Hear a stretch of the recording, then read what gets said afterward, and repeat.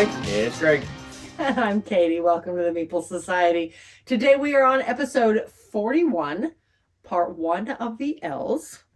But before we get started, please like the video, subscribe to the channel if you like the kind of content we do. Of course, hit that bell icon if you want notification of future content. And follow the link below to all of our social media stuff. All right, so quick recap. In case this is the first one you are joining in on, you are going to hear us talk about both of our collections or the other collection. Or the travel collection. The travel collection, blah, blah, blah. Yeah, all that kind of stuff. Quick recap of what we mean by that. I try to do this every 4 or 5 episodes.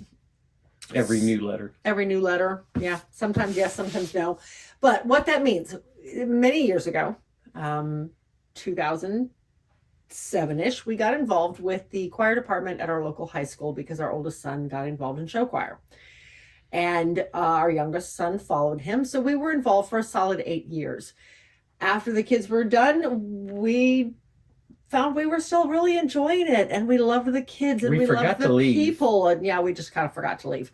So I was in charge of fundraising, and one of the fundraisers we came up with was a family game night that we held in the cafeteria at the high school once a month on Fridays. Mm-hmm. And when we started doing so, we realized that our collection was not the type of collection most families are going to get into.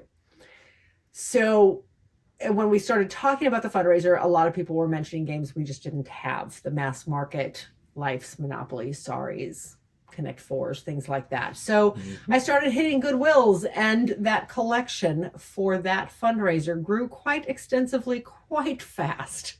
Yes. So we're not with the choirs anymore, but we are still doing the traveling to different events. And that's what this collection has now morphed into, is to be able to take it to different high school events, some elementary school events. But that collection had grown to over 1,100 pieces. 1,100 pieces. Still a lot. And there's no way we're taking that many games anywhere. So we want to narrow that down to about half of that. We still want a good selection of kids games and a good selection of hobby games and of family games. But we don't need 13 versions of Monopoly. No, we don't. Or 5 versions of Life, which you'll see in just a couple episodes. So we're starting to pare it down a little bit, get rid of some of the duds, the things that have too many small pieces we're never taking anywhere, the things where the rules are convoluted. You get the idea. So that's what we mean when you hear us start talking about the travel collection, or it's leaving, or it's moving from our collection into the travel collection, etc. So, all right, brief synopsis. So, it is the first one of the L's, and we already have to go back. We do have to go back. We got some games. This one took us a while to get out, though. Yeah. So. Well, this first one is a K.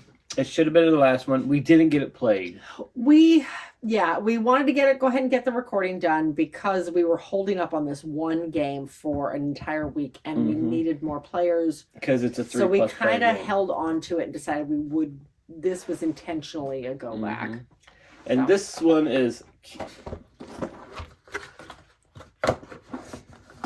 There you go, Doug.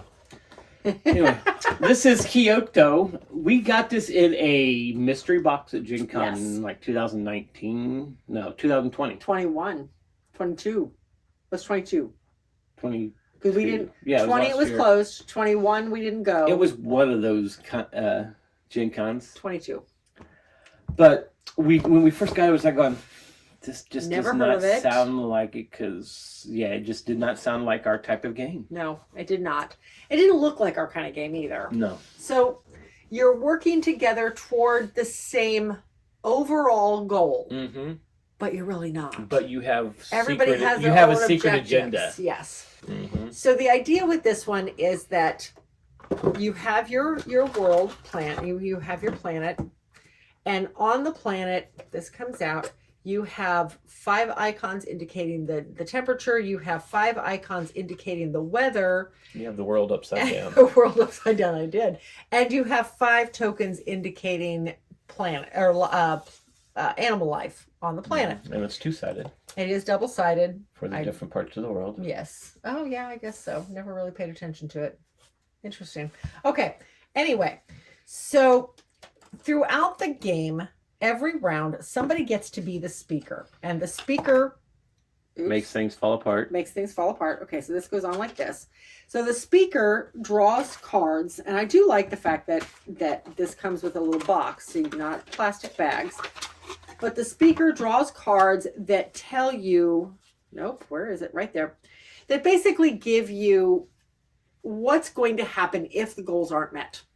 So everybody can see that one of the clouds is going to flip over. Well, your secret goal might be to get all of the weather clouds to flip over. Mm-hmm. Who knows?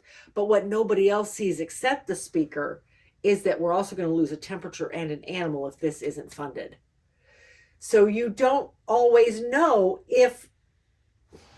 The idea is that the speaker is asking for help in getting this funded. Mm-hmm. To fund this, we need 170 pounds of, what is that, CO2. So we need to donate cards that equal up to 170 pounds of CO2. Which is the black off circle. Of these cards, yes. If that doesn't happen, and plus $5 million in funding. Some people could donate a little, some people could donate a lot. Maybe your goal is you can't have clouds flip, so you want to see that this funds. So everybody has their own agenda, but at the same time, the goal is to kind of save the world. Yep. It was an interesting game. Every player is playing a different country. It was a lot better than we thought it was going to be. It was a lot better than we thought. We played this with Justin and Jackie, and it took a minute to wrap our heads around exactly what we were trying to do. Mm-hmm. I mean, we were to the point at first for a second, I don't even think it sounds like our kind of game. I don't think we're even going to need it. Do we even really need to play it? And then I think we watched a video on it. We watched a video on it that was kind of informative. And I had read the rules. It sounds kind of interesting. Let's does. play it. So yeah, we finally played it, and we all liked it. Yes, we all did like it. But that being said, Justin and Jackie also got the same thing in their mystery box. So they still have their copy. And they could see playing it with a lot of their friends. They have a very large friend group that they get together with occasionally for games, and they think this is something that will be right up their alley. Mm-hmm. We are going to let our copy go because we don't see the point of having two copies in the family. Yeah. And it's not something I don't think people would take it off the shelf. I don't think the box art is going to be enough. Yeah, it's enough for somebody to say, "Ooh, what is this?" Yes. So yeah, I agree. Very interesting game. I will agree there, but just not quite right for our collection. Mm-hmm. So, but anyway, that is Kyoto. All right, next. Next is a D that we're going back on, and this is Dice Realms. I ain't going to tip it up as much because it'll spill everything everywhere. Okay. All right, so we played this at Gen Con. You did. I'd always wanted to play it because I'd always heard good things about it. We got to play it at Gen Con. I was like, oh, awesome. I want this game now. So Dice Realms is one that the concept of the game is you are crafting dice. Mm-hmm. So we've got everything split in by player here, so make it a little easier. But everybody gets so many dice per that they're playing with. You start off with 2 dice, and you can gain more throughout the game.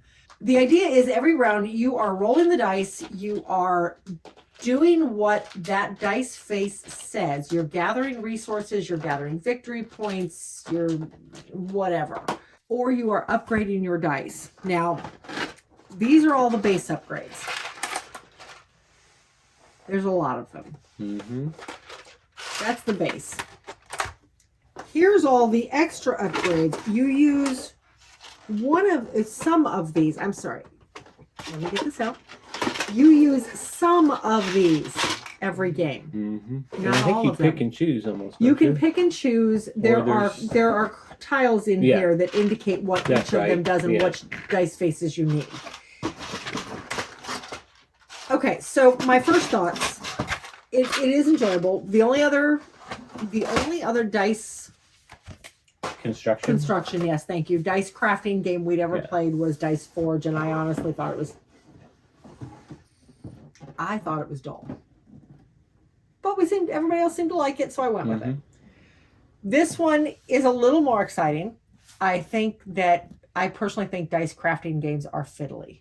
There's just no way around it. Yeah, they are. Because all you're doing is you're rolling your dice to get certain things to be able to get more pieces to take off and make your dice even better for more points. So So no, I know you really love this game. Mm-hmm. I think it's okay. Again, I think it's very fiddly. If you're not the type of person who likes fiddly games, this might not be the kind of game to look into. Any kind of dice crafting. Mm-hmm. That being said, deck crafting is the same thing. It can be fiddly, but I love deck crafting games. Yeah. Card crafting games. So take that as you will. That is dice rolls. Yes, dice roll. Like I said, Greg loves it, so Yes. that's why we have it. That being said, Dice Throne, which we did talk about, I don't know, sometime in the middle of last year, it has just that one's gonna leave the collection because I don't feel Not like Dice we need Throne. not Dice Throne, Dice Forge. Dice Forge. Did I say Dice Throne through You this whole said- thing? I don't know if you said dice stones through the whole thing, but you did say dice stones just then. Dice Forge Dice Forge and its expansion. and its expansion are leaving the collection because Dice Realms, I don't feel like we need 2 dice crafting games in the collection. So, but because Dice Forge has so many small pieces, Mm-hmm. I'm not putting this in the other collection because I'll be replacing dice faces constantly and I'm not doing that. Mhm. So yeah, there we go. Dice Realms. Okay. So it's off to the L's. Yay. And we are going to first talk about Last Defense. I know you absolutely love this game. I do. It's an all right game. It's fun. You've never not had fun playing this. It's fun for what it is. Okay. It is fun for what it is. At one point, if you played a lot, it's going to get tiresome. Well, yes. Because there's not a lot of difference in No, gameplay. there's not. But it's fun to break out with new players. People, maybe you want a cooperative game because you got a lot of new players. This is a great one. It's very fast paced. This game plays in 20 minutes, and naturally I would put the board upside down. So here is your city. And throughout the game, you are playing one of 6 characters. You have what is it? You have, I happen to be holding up the nurse. You have the nurse, you have the soccer star, you have a skateboarder, you have a dog, you have barbecue dad, and there's one more in here, I don't remember. But the idea is you are helping the first responders to save the city from the construction worker. How did I forget the You're saving it from the construction worker? Yes, absolutely. You are saving the city from monsters. And you've got these giant monster icons in here. Of course, they're all in bags. I gotta show the artwork. So you have these giant monsters that are invading the city, and you are working together on a timer to take out the monsters, to save the scientists so they can take out the monsters, moving around the city looking for resources. So you have the giant blob, and you have the spiders, and you have the giant, if I can get my fingers on them, tentacles, and I don't remember what he's called. And then the giant spaceship. What is he called? The sentient plants. Sentient okay. plants. Spider robots, junk blob, space aliens, and the giant tentacles. The catch with this one, the hook with this one, is the app. And I know Yes. I'm not a huge fan of app-based games, but this one, I don't know, for some reason the app doesn't bother me on this one. The app is your timer. Mm-hmm. Yeah, because it's a real-time game. It is a real-time game. You've got 20 minutes to take everybody out. And they pop up around the city. They pop up at different intervals, and they might move. So the app has a news reporter on there that is directing the show. It's telling you where things are happening. It's giving you news updates. It applauds you. When you take out an one, alien, yeah. they literally get applause. Yeah, because you got to go to the app and plug in, or they'll keep sending it. Yes.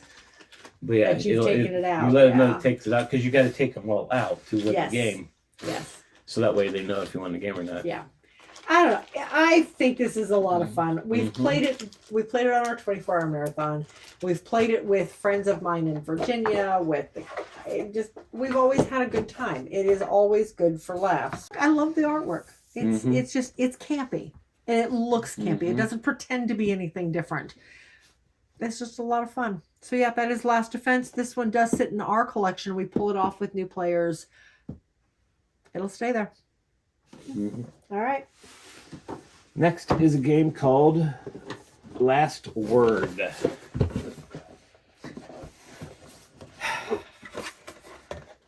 I wish I could game called Last Word.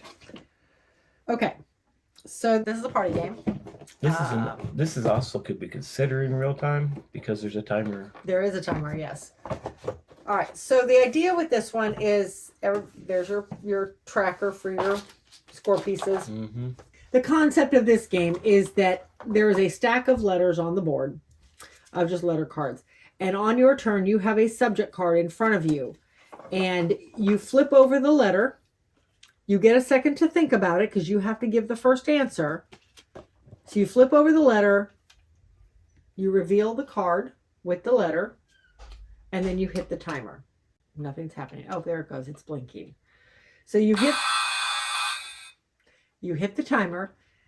You say the first word, or I think you say the first word, then you hit the timer. Yeah. So reasons to go to the doctor that start with an N. Nerve pain. I don't know. Mm-hmm. So then it would go around the table. And it doesn't even go around the table. No, it's just whoever has the answer, shout it out. Yes. The last person to have answered when that buzzer goes off gets the point for it. Yep. So it's super interesting. It was a lot of fun. Yep. We played with Justin and Jackie, and we laughed pretty good at this one. That being said, it is a party game that we decided was not, well, we're trying to get that collection down some. Yeah, it was below a 6. And it does rate below a 6 on the BGG. So we decided we were going to let this one go. It was fun, though. We did enjoy it. Mm-hmm. So, yeah, but anyway, that is an uproarious race to having the final say. Yep. Yeah, last word. Okay, next we have Lanterns, the Harvest Festival. This one we bought at Saltier's. Yeah. And we liked it then. I still like it, but I think we've played it out. Yeah, and we haven't really played it that many times that I know of. But it just kind of... sometimes. Its newness wore out really quick because it's the same game over and over again. And I thought wasn't there an expansion for this? There is. Did we get it? In here. Yeah, it's right there. Okay. Did we ever play with it? Yeah. Okay. All right. So the way this one plays, so the start tile's in the middle of the table with the boat on it, and you angle the tile so that one color is pointing at each player at the table. So it's not squared off. It's at an angle. And then every player has 3 tiles in their hand, and they're laying down tiles to hopefully match things up. So if I were to lay this one down, then I would get 2 whites because I matched them. But Greg would now get a black and I'd get a second white. If I went here, well, Greg would still get that black. I would still get the white because the white's what's pointing at me. But now I also get a black because I matched it. So you're laying tiles down. You get cards for each of the matches you make, plus the color that's pointing at you. And then every other player gets the color that's pointing at them from every tile that's laid down, so long as there are cards out still to be had. So, and then there are so many cards in each stack based on the player count. So you're collecting cards in order to make sets. And then during your turn, the first thing you can do, you can't do this last, you have to do it at the first part of your turn. You can turn in cards for sets. And out on the table are 3 sets of tiles that descend in point order. So you have 3 options. You have one of every color card, 3 sets of 2, or you have, and of course those are the only 2 I pulled out. I thought there's the other one. Or you have a set of 4. So you are turning in your colored lanterns to make one of these sets and then taking the top tile off of the deck. And it's do a tribute, I think that's what they call it, is a tribute. It is dedicate. It's to dedicate. There is some serious strategy involved, but I think, as Greg alluded to, we've played it out in our collection. It hasn't come off the shelf in a very long time because we've just played it out. It was great when it came out, and it got some buzz when it first came out. It did, and we played it quite a bit when it just faded away. And then they came out with a dice version of it, which we demoed at Gen Con. We didn't really care for it. But anyway, that is Lantern. It is leaving our collection. We're going to put it over into the travel collection because, again, it is a good game. And if you've never played it, it is definitely worth a couple of plays. we'll see how it does there. But that Mhm. is Lanterns, the Harvest Festival. All right. Next, we have a 2-player game called Land and versus Sea. We played this for the first time at Dice Tower Retreat, Yeah, one of the retreats a couple and years liked it ago. enough that we picked it up. And this has kind of got a Carcassonne vibe to it. It where you're, does. One person's playing the land, the other person's playing the sea. You're laying out tiles to try and close off the area of whether you're land or sea. Yeah. Yeah, and that's you're just gonna score points to how many tiles it took to close it off, and then if there's any pluses, if Any you bonuses. closed it, if I was landing, I closed off the land, any pluses on it are going to give you bonuses. Yeah. If Katie closed off the land mass, then she's going to gain all the plus bonuses, but I'll gain the points for how many cards it took to close it. And it sounds easier than it is. It Yeah, really it's does. not. It is hard because you still have to match your terrains. Like I couldn't all the do terrains need to this. match. All your terrains have to. If that doesn't work either, I could do that. Yep. But it is hard to get those masses closed off because all of them look, and they're all double-sided. So all of them look like this, where you've got multiple avenues on each one. So there's some serious thinking involved in this one. To me, this one's okay. I enjoy it. It's not something that I willingly pull off the shelf, but Greg really likes it, so it does come off the shelf. And I'll play it. I'm one of these days, maybe I'll actually figure it out because I don't think I've won this one yet. Yeah, because there are tiles that allow you to do other things. Yes, there are like, specialty tiles. You can take a tile from somebody else, or you can, I don't remember what some of the options are, but yeah, it's a very interesting tile laying game.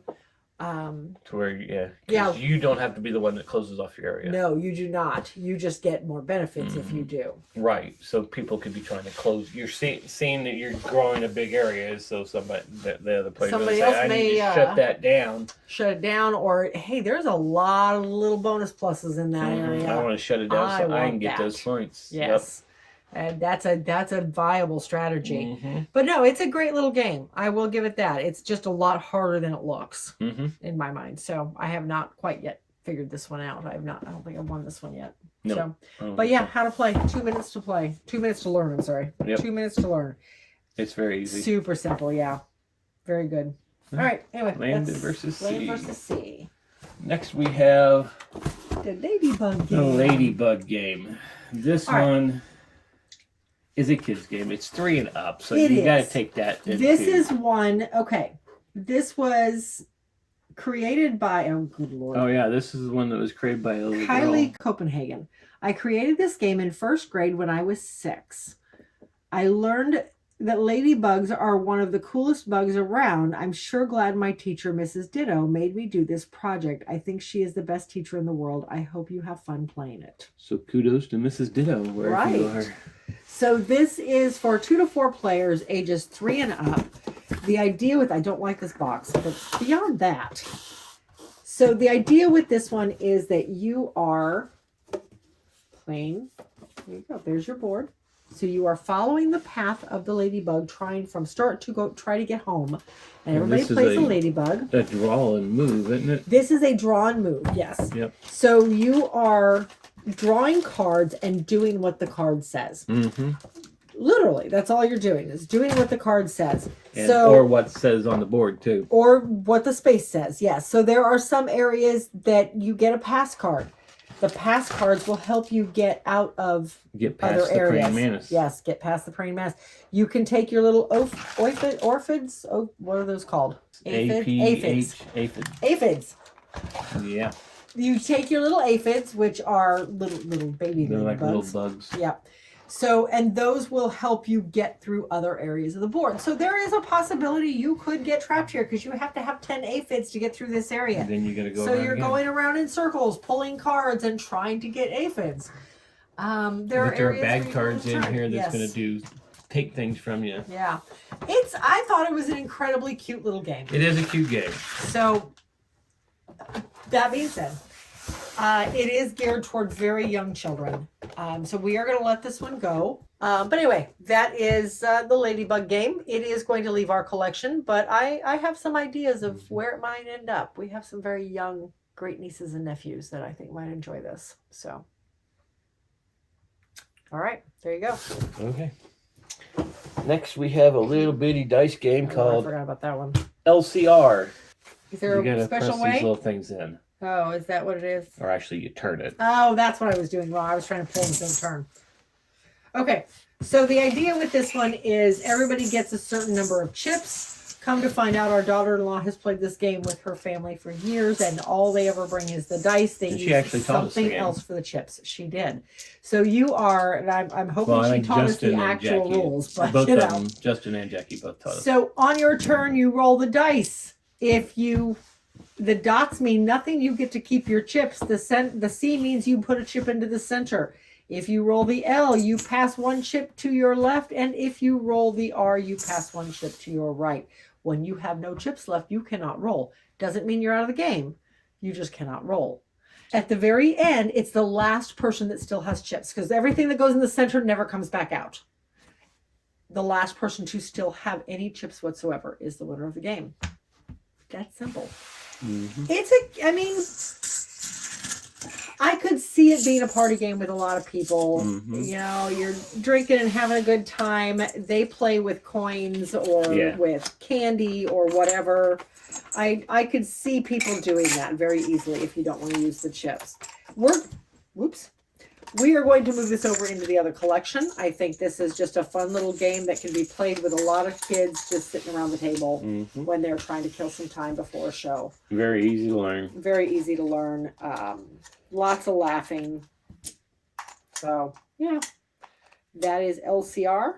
Very, very simple left, right, center type game. Okay, now I just got to get the lid back on. Maybe. This lid is not nice. There we go. Ha, done. LCR. Okay. Now we kind of got groupings of games here. We do. We have two big groupings left. We're going to go into the Labyrinth. So we'll talk about that one first. Okay. So we'll bring out the aMAZEing Labyrinth, because we've already talked about this one during the A's, because it was listed under the aMAZEing Labyrinth, but I pulled it out because of this one. This one is just listed as Labyrinth Junior. So the idea with Labyrinth as a whole is that you have, and this is the Junior, so it's a much smaller version. The board is layered out with these tiles, and they're not all going to stand up, but you get the idea. So this board is layered out with these tiles, and you are trying to get your pawn to different places, either on the tiles or on the set tiles. And every round, at the start of your turn, and I'm making a mess of this, you slide one extra tile in from one direction. Now, these do not typically all fall around like this. I can't believe that one fell and landed like that. And then you move your piece as far as you can toward your goal. So that plays the same with both of these. The biggest difference between these is, one, this is a bigger board. And two, this uses cards. Everybody has a certain number of cards, and you flip over a card at the start of your turn, and that's where you're trying to get to. Nobody else is competing with you for it. Yes, they could try to block you because they know where you're going, but they're not competing with you for it. And then the first person to get to all of their spots and flip over those cards is the winner. Simple as that. This one, however, at the start of the game, you flip over one item, and everybody's trying to get to this place. So everybody's trying to get to the frog, which is not even on the board. So, there he is. But everybody is competing to get to this one item, and the first person to get there gets it. And then you flip over another one, and now everybody's competing to get to that one. So this one has a little bit more take that to it, which surprised me, being a children's version of the game. Yeah, because you could move, just because you can't get there really quick when somebody else could, you could just move that tile out of their way where they can't get to it now. All right, so between these two, and again, I really like this one. That's why we saved it in the first place. We're going to keep this one. This is a much older version of the game. There are newer versions out. It's actually still being printed by Rogers. Yeah, I was really surprised. But between the two of them, we're going to keep this one. Mostly, again, we want to get the children's version down. I don't see anything wrong with this one as a children's version. No. I really don't. I think this one, although I do like these pieces. I love these little pieces so much more than I like what's in there. But, yeah.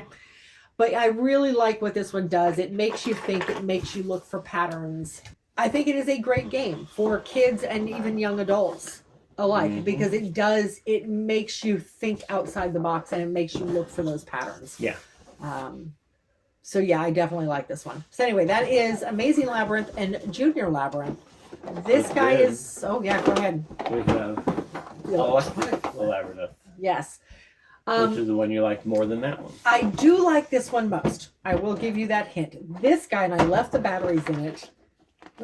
And you left things all over the place. I did not leave them that way. You just stood it up. That's what did it. Okay, so yes, this one comes with little player pawns. The board is actually the same size as regular Labyrinth. So the key with this one, though, you have goals that you have to make. This. So this guy.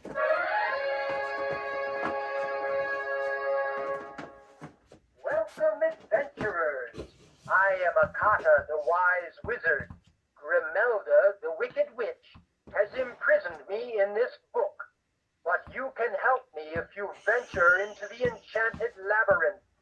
To free me, you have to find the magic gems that activate the magic key.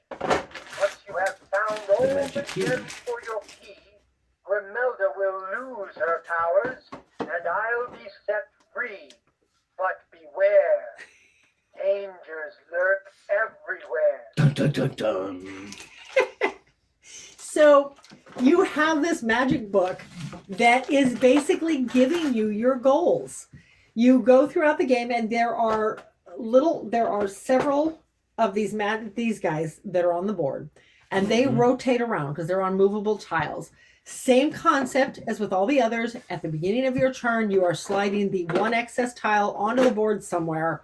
The only rule of placement is you can't put the tile back where it was just removed from. Only rule. Just like the rest of them. Just like the rest of them. But you are moving around, and when you land on one of these guys, you hit their button and they tell you what they want. And now you have to go to that location on the board and find it.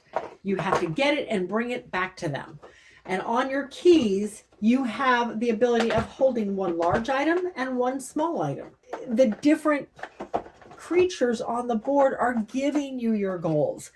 I thought it just added a lot more thought to it, a lot more. It gave you a strategy. It gave you goals you had to accomplish in order to win. And I really liked that. So this one is going to stay as well. So we are going to keep this one, and we are going to keep the regular adult Labyrinth, the regular game of Labyrinth. We are going to let Junior Labyrinth go.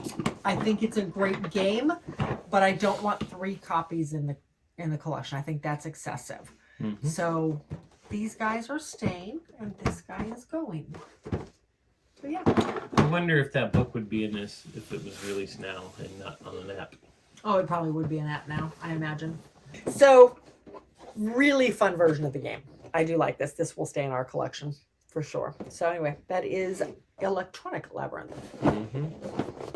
So next is a series of games. It's all the legendary. Well, it's not all of the legendary. It's all the legendaries versions. we have. Now we did have Firefly. We did, and that went out in the S because it was Firefly. I think because it wasn't listed as legendary. I guess. Did we even talk about it in the Fs? I don't think we did by then. I think we'd already finished the campaign and given it to Joe and Tony. Okay. Because yeah, my brother and his wife kind of collect all the legendaries, the legendary oh, that's true. encounter games, and that's a legendary encounters, and that's one they had never been able to find. They had missed it when it first came out, and we finished the campaign, and they're huge Firefly fans. Say that 5 times fast. Firefly fans. Fire. Anyway, so we handed it off to them so they could enjoy it. So I don't even think we talked about it because it had really left our collection by then. About, so we didn't really enjoy it. No, we enjoyed the game. The artwork turned us off. Don't be tapping my hand and saying that I liked it. I didn't really like the game. Okay, I enjoyed the game. She liked it. I didn't like the artwork. I think that was they kind of went a different direction. They were trying. They wanted a theme for a game that could be popular, and I don't think they hit it. I thought it was okay. Anyway, we don't have the game, so why are we talking about it? I Not know. anymore, we don't. So the first one we're going to talk about, though, is Upside Down. Of course it is. But this is You know, Big Trouble in Little China. We would save so much time if you would not do that, because you know I'm just going to turn around and open the box. It's my thing. Anyway, it is Legendary Big Trouble in Little China. This is a good game if you've seen the movie. This one confused me when it first came out. I saw the movie in high school. Yeah, it's like, why? Why? Yeah, why? I didn't think, is it a cult classic? I don't I know. don't know. remember- I like you said, I remember when it first came out, I watched it, and that was the last time I ever watched it. Yeah, I saw it one time in the theater when it first came out, and that was it. And okay. I'm not a big fan of Kurt Russell. Oh, Kurt Russell doesn't bother me, but the movie as a whole was just, it was weird, if I remember correctly. I want to know why he's wearing lipstick on the box cover. That's a good question. I don't know. That kind of confused me too. But I don't anyway, remember enough of the movie. Maybe you wore it in the movie. I don't know. maybe this, for having this little cards, this So, box is yeah. incredibly heavy. So this game box is about the size of some of the big expansions for Marvel Legendary, Yes. but it wasn't big enough to put the mat in. When we got the game and opened it up, the mat was folded into four. Oh, it was more the than corners. it was folded into 8 because it was stuffed into this side of the Yeah. box. So when we pulled it out, it was all creased and everything. So we It got it still out, is. flattened it out. Yeah, there is still creases, but we bought a tube before to put it in there. Yeah. Okay, so this one is enjoyable as any other legendary game. It Mhm. plays exactly like every other legendary game out there. Yeah. Why don't we just keep going because we'll explain. Yeah. Okay. The Matt, next one we have is Buffy, who is also upside down. See, so much time saved. This one though actually came out big enough to hold the mat, Yep. as it should. And I think originally they were possibly talking about putting expansions for it too. Yeah, they've But definitely I'm not got sure room exactly in how here they could have for done it. that one because almost all the characters they have in the show Yeah. is in there. Yeah. We could almost fit Big Trouble in Little China in here and just roll the mats together and be good. But I don't want to mix them that way. No, So they don't need to be mixed that way. agreed. That would So drive me nuts. agreed. So anyway, Buffy, same thing, plays like every other legendary game.